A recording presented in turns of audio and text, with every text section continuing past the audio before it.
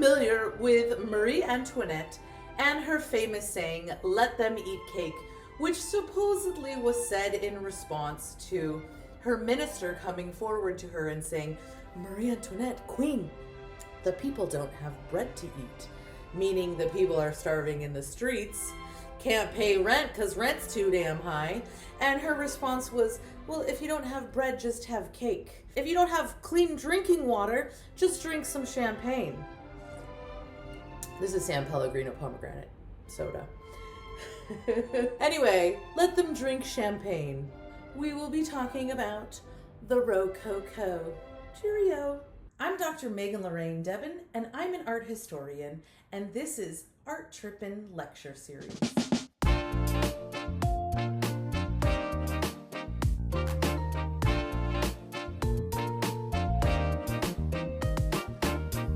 Hi, I'm Dr. Megan Lorraine Debin, and this is Art Trippin.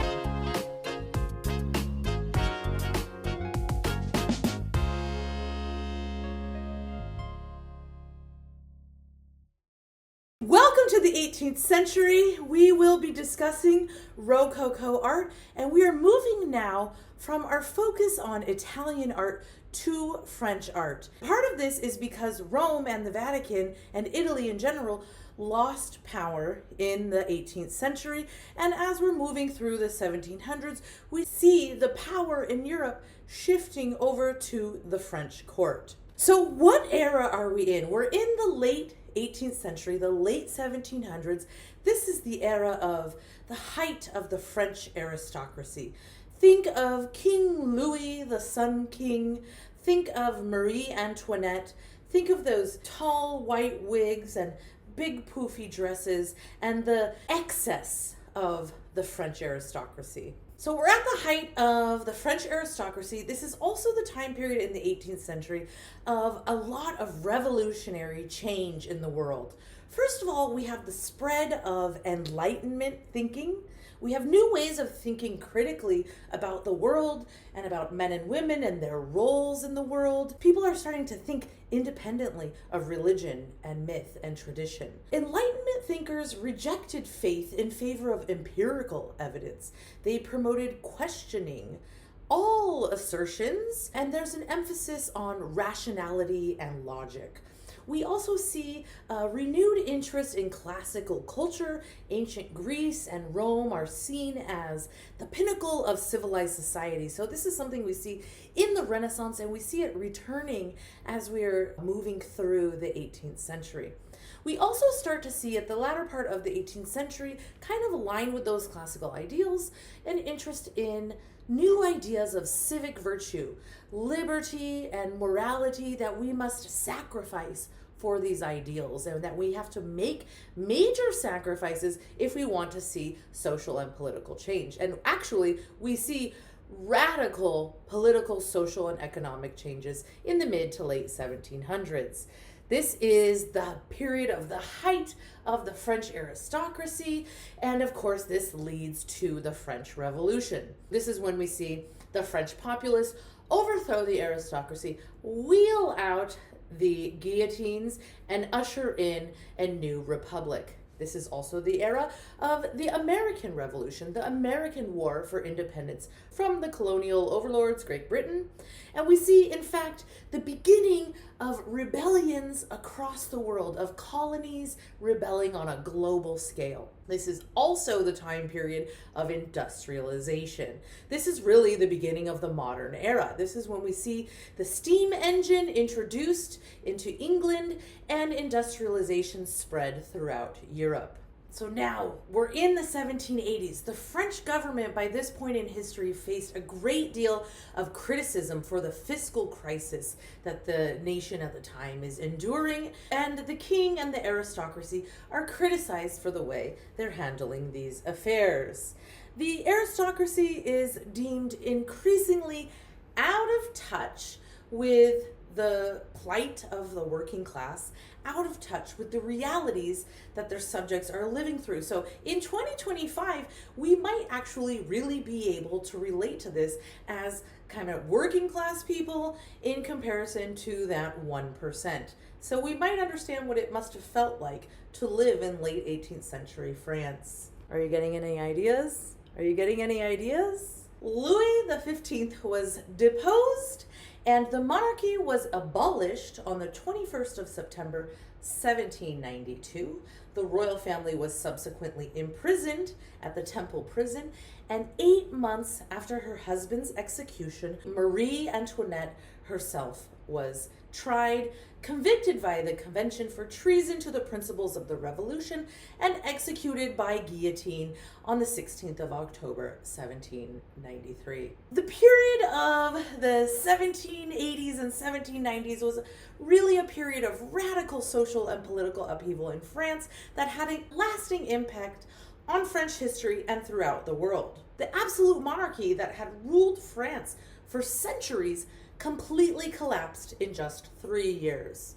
It was an epic transformation from a feudal, aristocratic society full of religious privileges, and all of this virtually evaporated under a sustained assault from radical left-wing political groups, masses of people out on the streets, and peasants from the countryside all coming together. The working class came together to overthrow the aristocracy.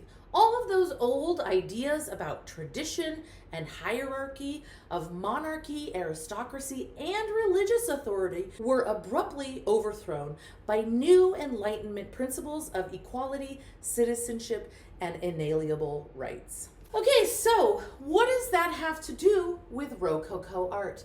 Rococo art can be seen as the last gasp of the French aristocracy. The French aristocracy were the primary patrons of the Rococo style of painting and architecture.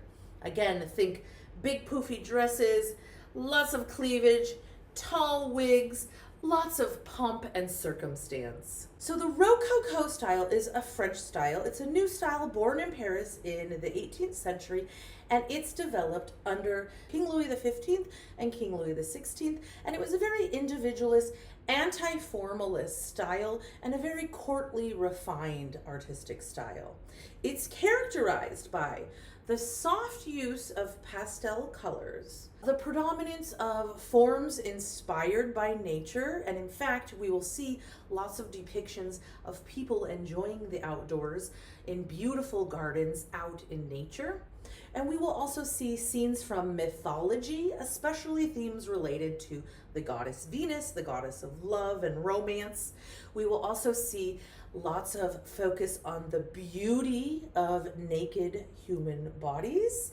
And we will see lots of gallant, gentlemanly love themes. So we're doing away with sort of serious subject matter and embracing all of that which is fanciful and sort of romantic in life. In terms of style, visually we will see overall a generally cool color palette. Because we are seeing depictions of outdoors, of nature, we'll see lots of greens and blues. The paint will be applied to the canvas in a very loose and feathery way, kind of a loose application of paint. And we will see lots of pastel colors, lots of soft pink. And remember, pastel means that it's bold pigment with lots of white paint added to it that creates these softer, subtler tones. The Rococo style is sometimes critiqued as a superficial style, and I will in the next video talk about the critique of the Rococo. The Rococo style that was popular in France quickly spread to other European countries, especially in Germany and Austria, where we see this strong aristocratic tradition. Let's put ourselves in the world of the French aristocracy. The Rococo is a cult of sensibility, and the nobles who have gathered at Versailles, who the king has really forced to come to Versailles so he could have power, control, and a watch over them. They're all about relaxing and partying, enjoying these idyllic outdoor gardens around Versailles, engaging in amorous affairs, sometimes sort of scandalous love affairs, and we're going to see lots of themes drawn from mythology, lots of themes about love and play and romance. The Rococo is specifically French, and it was considered an expression of the sexual freedom of the time, freedom from the constraints of academic training as well. Rococo artists felt liberated from the constraints of academic training at the time. And in fact, the Rococo style for artists emerged kind of in opposition to the training program of the French Academy. And there was, in fact, a debate between the Poussonites and the Rubenites. Basically, they're arguing sort of, is line drawing more important or is color more important? So I'll talk about that later in the video. And Rococo really was the latter. It was an art of sensibility, an art that focused on color and refinement and a sense of feeling over line and reason, which is what we will see with neoclassical art in a later video. Now, one of the images that you will probably see if you look up Rococo in Wikipedia is Jean-Honoré Fragonard's The Swing from 1767. By the way, I am not a French speaker, so feel free to teach me the proper pronunciation in the comments. So, who do we see? We see a woman dressed in this billowing kind of pastel pink coral colored gown on a swing, sort of joyfully playing in a beautiful garden. We see down below, amidst the bushes, a man dressed in this kind of light blue suit, reaching up to her as she is playfully kicking her slipper off. Why is she kicking her slipper off? And what is going on here? You also see a man in the back who is helping to push this woman on the swing. So what's with this shoe getting kicked off? Some scholars argue that this would be a symbolic representation of sort of what happens before the sexual act. You know what I mean? You catch my drift? And another thing, in the 18th century, women were wearing these big flowy gowns, and you can see this billowing dress as she's swinging through the garden. You can see that she's wearing these kind of knee-high or thigh-high white socks, but it's important to know that women at the time did not have the practice of wearing what we today might call underwear. So you can imagine the guy laying down on the ground is getting quite the view. Behind this gentleman who's really basically looking up this woman's skirt, we see a little statue of Cupid. You'll remember that Cupid is Venus's son, this god who is the one that shoots the arrow at you, and then once you have been shot with the arrow of Cupid,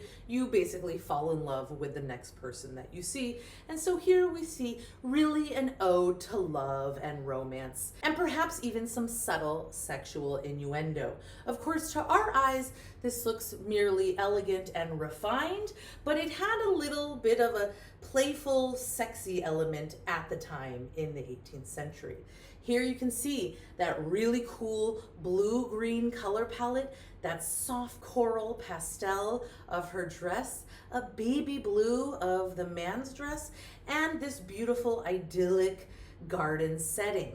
The idea is that the city is the place of law and rules, and that out in the wilderness, out in the countryside, out in the gardens, we can be truly and perhaps even sexually liberated. Think about this in comparison to Baroque Counter-Reformation art. Perhaps we can look at this in contrast to a painting by Caravaggio. And here you can see that shift from a warm color palette to a cool color palette. From a really defined, realistic style to a much more playful, much more feathery, loose application of paint. Here we're looking at Antoine Watteau's Return from Cythera from 1717. This is a depiction of these nobles that have gotten together and they've gone to this island to celebrate the goddess Venus. And here you can see this Venus statue that they're approaching and lying flowers on it. This is a depiction of the outdoor entertainment or amusement of French high society, a kind of amorous festival. This painting was submitted in 1717 by Watteau to the French Royal Academy of Painting and Sculpture. However, at this time, this was not really considered acceptable subject matter.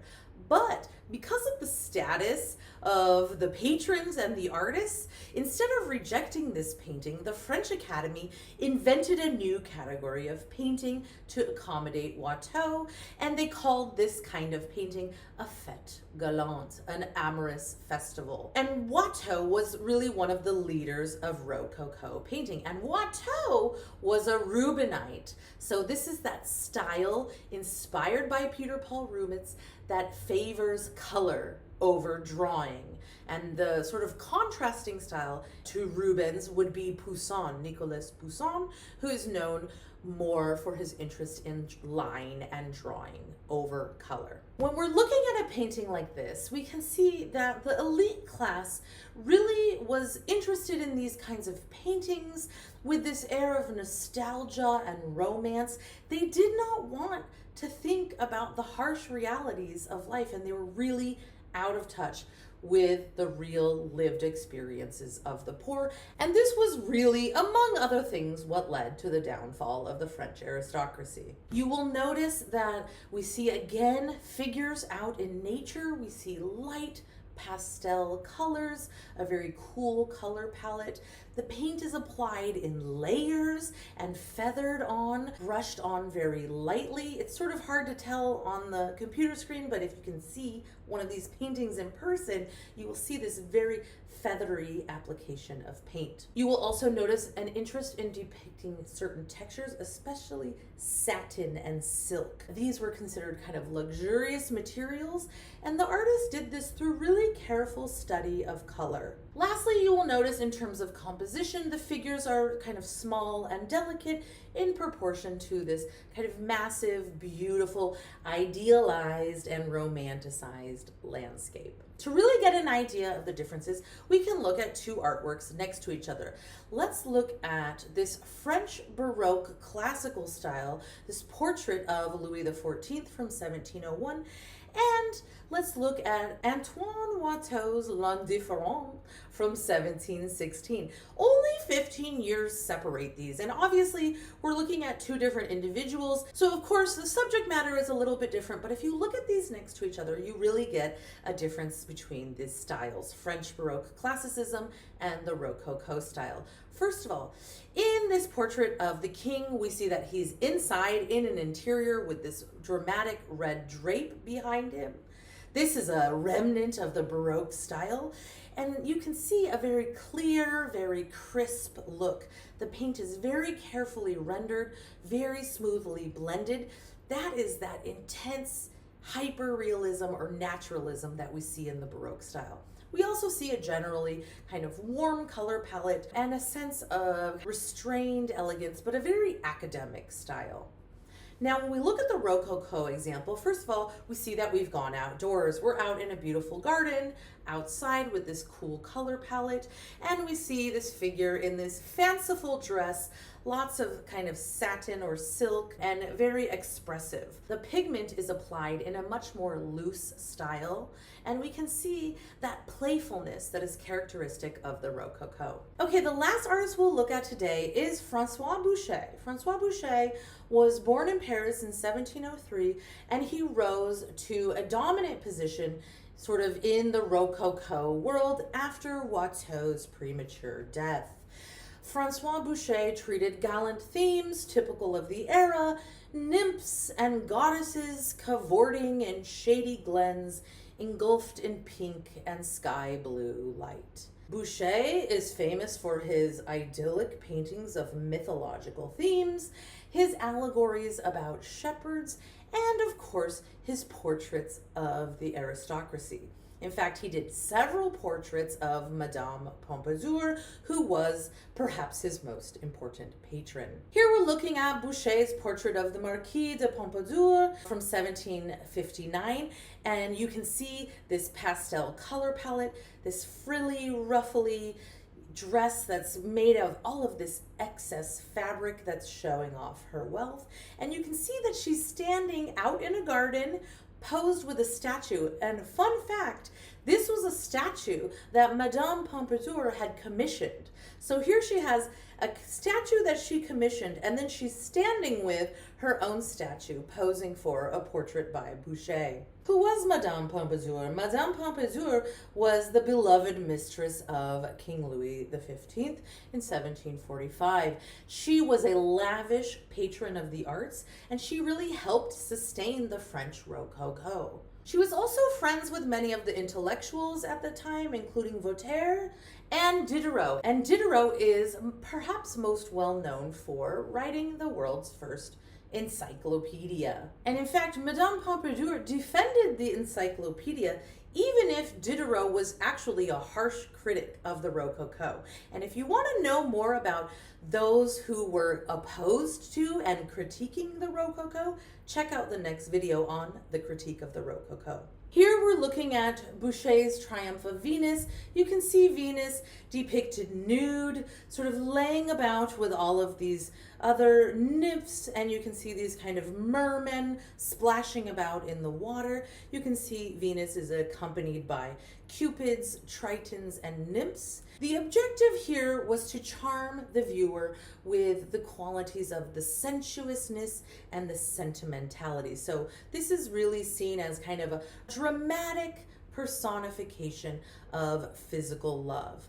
But it's not really about classical mythology. It's more so about contemporary love, sexuality, and romance. In this last image, let's look at two examples of secular art. Maybe it doesn't seem really fair to compare Rococo art to Caravaggio, but what if we compare two examples of secular art to each other? Here we see Boucher's Triumph of Venus from 1740 and Botticelli's Birth of Venus from 1482. Now, in terms of subject matter, there's not a great deal of difference. They're both meant to be depictions of the goddess Venus, the goddess of love. But you can see in Boucher's painting the legacy of Baroque art, where Botticelli's painting is stiff and frozen, almost timeless in their intellectual coolness. Boucher's figures are dramatic, full of motion and movement. We can see the strong diagonal lines in the composition of Boucher's painting, with the figures kind of grouped together and this fabric billowing, flying up in the sky in the wind. All of these diagonal lines create this sense of movement and drama that is part of the legacy of Baroque art, but we've returned to this kind of soft, cool color palette and classical mythological themes that we saw in the Renaissance. You will also see the Rococo style really flourish in architecture in France and Germany and Austria at this time. And here we can see a great deal of decorative exuberance, undulating movement, delicate arches, sinuous curves, gilded moldings. That means everything covered in gold, lots of mirrors and sculptures and paintings and floral ornamentation and carved woodwork that is then painted, and areas that are stuccoed, murals that are painted on the ceilings and on the walls, and all of this integration of excess. Glass chandeliers. Think of the Hall of Mirrors in Versailles. All of this exuberance, all of this excess, all of this drama. For the Rococo, the idea really is more is more. It's all about excess. It's all about drama. It's all about having your champagne. Hopefully through this video, you've gained a greater understanding of the French aristocratic style known as Rococo. As always, I'm Dr. Megan Lorraine Debin, and stay tuned for more Art Trippin lecture series.